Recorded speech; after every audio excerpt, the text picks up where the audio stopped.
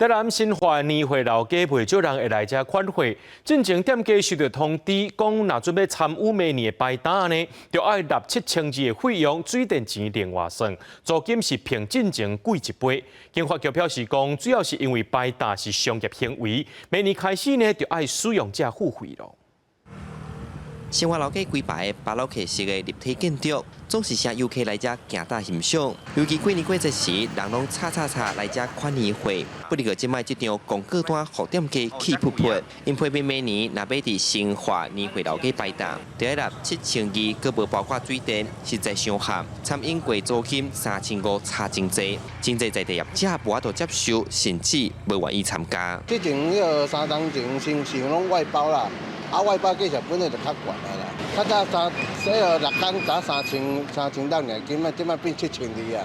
哦，迄个差距伤大啊！你讲物价膨胀嘛，但无差啊侪啦。对他们那个摊贩来说，对他们福利也比较不好，租金比以往贵出1倍。这个店家都有欢迎啊，很多。新华年会街啊，到搭办14档，在地面带认为这阵走进去啊，因为活动拢会办到29暝前1天，每年煞安排到过年前1礼拜尔。另外对一开始经费400万到尾手无半项以上，这阵摆档租金佫起价。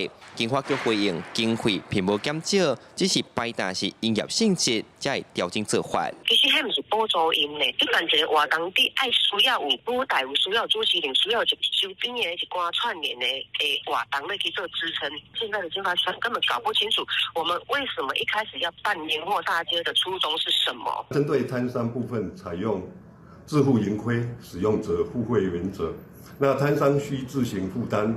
摊位设施、清洁、水电、交管等成本费用。警察局坚持招商单位定费用爱业者家己负担，因为后续会用伫舞台活动规划行销顶面。这阵地方犹原无共识，伊嘛发声望政府恢复较早模式，达成双赢局面。